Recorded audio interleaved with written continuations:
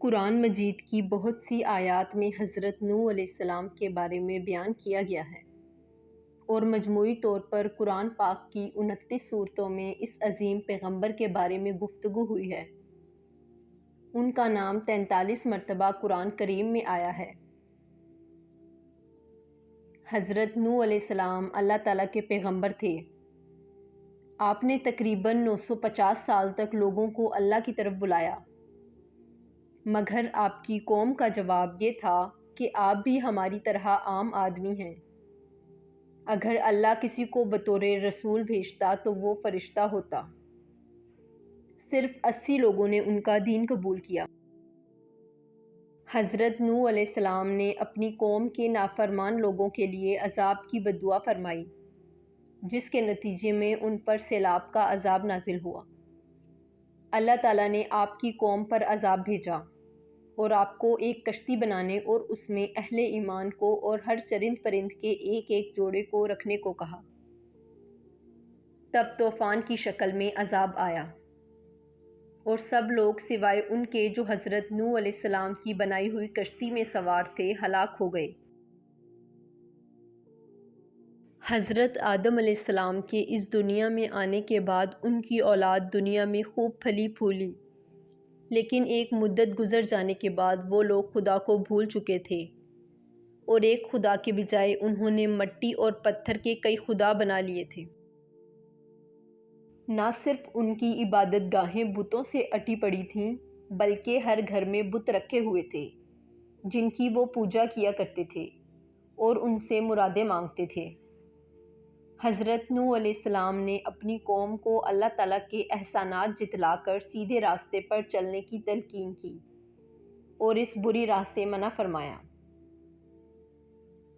ان لوگوں نے حضرت نوح علیہ السلام کا مذاق اڑایا اور کہا، بھلا یہ بتاؤ کہ تم نبی کیسے بن گئے؟ تم تو ہمارے جیسے گوشت کے بنے ہوئے ہو اور ہم میں ہی پیدا ہوئے ہو۔ تم میں ایسی کون سی چیز ہے جس سے ہم تمہیں نبی سمجھیں؟ اگر خدا کو نبی ہی بھیجنا تھا تو وہ کسی فرشتے کو نبی بنا کر بھیج دیتا۔ حضرت نوح علیہ السلام نے اپنی قوم کو اللہ کے احسانات جتلائے اور کہا، تم کو چاہیے کہ ان بیکار بتوں کی پوجا چھوڑ کر ایک خدا کی عبادت کرو، اور میں اس کی تم سے کوئی اجرت نہیں مانگتا، تمہاری ہی بھلائی کے لیے تم کو نصیحت کرتا ہوں۔ حضرت نوح علیہ السلام نے 950 سال تک اپنی قوم میں تبلیغ کی اور کوشش کی کہ وہ خدائے واحد کے سچے پرستار بن جائیں، مگر ان پر کوئی اثر نہ ہوا۔ حضرت نوح علیہ السلام جب وعظ فرماتے تو ان کا مذاق اڑاتے، کانوں میں انگلیاں ٹھوس لیتے تاکہ ان کی آواز کانوں میں نہ پہنچ جائے۔ صرف چند لوگ ایسے تھے جو آپ پر ایمان لائے۔ قوم کی یہ سرکشی اور نافرمانی دیکھ کر حضرت نوح علیہ السلام نے اپنے رب کو پکارا کہ اے اللہ، میں تو اس قوم سے تنگ آ گیا ہوں، اب تو ہی ان سے بدلہ لے۔ اللہ تعالیٰ نے حضرت نوح علیہ السلام کو حکم دیا کہ ایک کشتی بناؤ، اور یہ بھی حکم دیا کہ دیکھنا اب کسی کی سفارش نہ کرنا، اب ان پر ضرور عذاب نازل ہو کے رہے گا۔ حضرت نوح علیہ السلام خدا کے حکم کے مطابق کشتی بنانے میں لگ گئے۔ جب آپ کشتی بنا رہے تھے تو قوم کے لوگ آپ کا مذاق اڑا رہے تھے، تانے کس رہے تھے کہ کل تک تبلیغ کر رہے تھے، آج بھڑئی بن گئے۔ کبھی کہتے کہ کشتی تو بنا رہے ہو، لیکن دریا کہاں سے لاؤ گے کشتی چلانے کے لیے؟ حضرت نوح علیہ السلام اپنے کام میں لگے رہے۔ جب کشتی بن کر تیار ہو گئی تو خدا نے حکم دیا کہ اپنے اہل خانہ اور ان لوگوں کو کشتی پر سوار کر لو جو مجھ پر ایمان لے آئے ہیں، اور ہر جانور کا ایک ایک جوڑا بھی کشتی میں سوار کر لو۔ جب سب لوگ کشتی میں بیٹھ گئے تو خدا کے حکم سے زمین سے پانی نکلنے لگا۔ اس کے ساتھ ہی موسلا دھار بارش شروع ہو گئی، زمین پر پانی بھرنے لگا اور حضرت نوح علیہ السلام کی کشتی پانی میں تیرنے لگی۔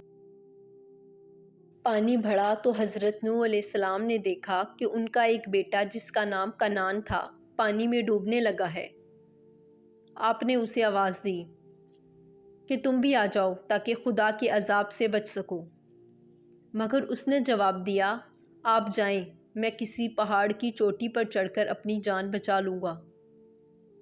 پانی تھا کہ تھمنے کا نام ہی نہ لیتا تھا۔ دنیا کے نافرمان اور سرکش لوگ اس سیلاب میں فنا کی گھاٹ اتر گئے اور حضرت نوح علیہ السلام کی کشتی جودی پہاڑ کی چوٹی پر جا کر ٹھہر گئی۔ اب خدا کے حکم سے سیلاب تھم گیا اور زمین نے سارا پانی اپنے اندر جذب کر لیا۔ اب خدا نے حضرت نوح علیہ السلام کو حکم دیا کہ کشتی سے اتر جاؤ، تجھ پر اور وہ لوگ جو تجھ پر ایمان لائے ہیں ان پر ہماری رحمتیں اور برکتیں نازل ہوں گی۔ چونکہ اس طوفان میں دنیا کے تمام لوگ ہی فنا ہو گئے تھے، صرف چند لوگ ہی زندہ بچے تھے، اس لیے حضرت نوح علیہ السلام کو آدم ثانی بھی کہا جاتا ہے۔ انہی کی اولاد اس وقت دنیا میں آباد ہے۔ حضرت نوح علیہ السلام کے 3 بیٹے اس طوفان میں بچ گئے تھے کیونکہ وہ مسلمان تھے۔ ان کے نام حام، سام اور یافس تھے۔ مورخین کا نظریہ یہ ہے کہ زمین کی اس وقت کی تمام نسل انسانی کی بازگشت انہی تینوں فرزندوں کی طرف سے ہے۔ ایک گروہ حامی نسل ہے جو افریقہ کے علاقے میں رہتے ہیں، دوسرا گروہ سامی نسل ہے جو مشرقی کریب کے علاقوں میں رہتے ہیں، اور یافس کی نسل کو چین میں آباد سمجھتے ہیں۔ آذربائیجان میں موجود ایک مزار ہے جس کے متعلق آذربائیجان میں مشہور ہے کہ یہ حضرت نوح علیہ السلام کی قبر مبارک ہے۔ اگرچہ قبر نوح کے مقام کے متعلق کئی روایتیں ہیں۔ طوفان نوح تمام کرۂ ارض پہ آیا تھا یا خاص خطے پر؟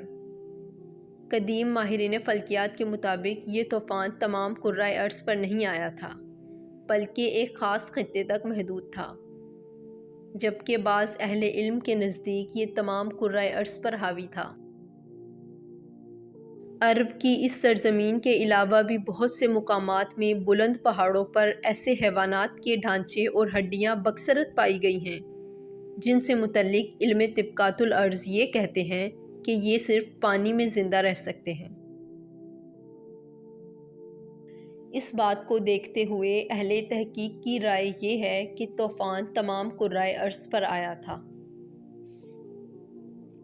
قرآن کریم کے مطابق کشتی نوح جودی پہاڑ پر آ کر ٹھہری تھی۔ جودی پہاڑ مشرقی ترکی میں واقع برف سے ڈھکی ایک چوٹی ہے۔ آرمینیا کی سرحد سے 300 کلومیٹر کے فاصلے پر واقع ہے۔ حضرت نوح علیہ السلام کی کشتی جودی پہاڑ پر آ کر ٹھہر گئی تھی۔ 1977 میں ترکی کے اس پہاڑ پر کچھ مہم جوؤں نے اس کشتی کو دریافت کیا۔ اخبارات میں اس کی تصاویر شائع ہوئیں تو یہودیوں اور عیسائیوں کے درمیان ایک نئی بحث چھڑ گئی اور روشن خیالوں نے اس پر 4 بڑے اعتراضات اٹھائے۔ یہود اور انصاری اس کا جواب نہ دے سکے، مگر قربان جائیے کہ قرآن مجید میں ان کے تمام اعتراضات کا جواب پہلے سے موجود ہے۔ پہلا اعتراض یہ ہے کہ بغیر کسی ٹیکنالوجی کے 6000 سال قبل ایسی عظیم الشان کشتی بنانا کیسے ممکن ہوا جو اتنا وزن اٹھا کر لمبے عرصے تک سمندر میں سفر کرتی رہی۔ سورہ القمر کی آیت نمبر 13 میں اللہ تعالیٰ فرماتا ہے، اور ہم نے اسے تختوں اور کیلوں والی کشتی پر سوار کر لیا تھا۔ تحقیق کے بعد اس کشتی سے دھاتی کیلوں اور تختوں کے آثار ملے ہیں۔ کیلوں اور تختوں کی وجہ سے ہی یہ ممکن ہوا۔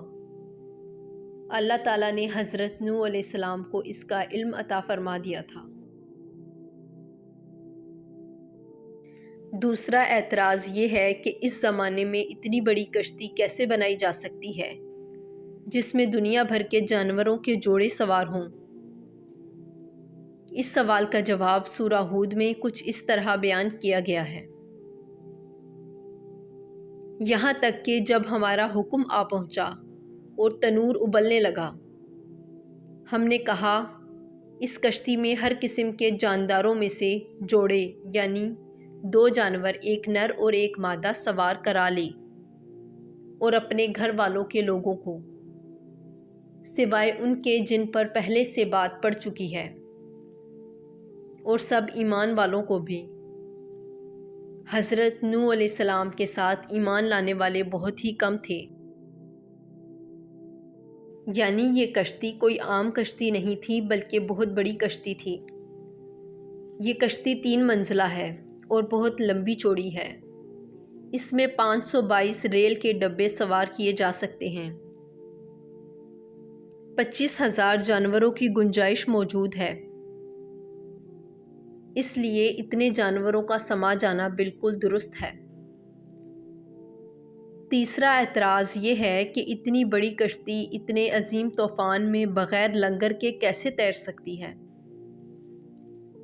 इसका जवाब सूरा हूद में मौजूद है। हज़रत नूह अलैहिस्सलाम ने फरमाया, इस कश्ती में बैठ जाओ, अल्लाह ही के नाम से इसका चलना और ठहरना है। यकीनन मेरा रब बड़ी बख्शिश और बड़े रहम करने वाला है।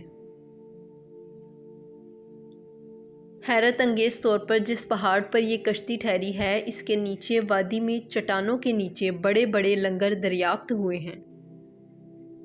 वो इसी कश्ती के लंगर हैं।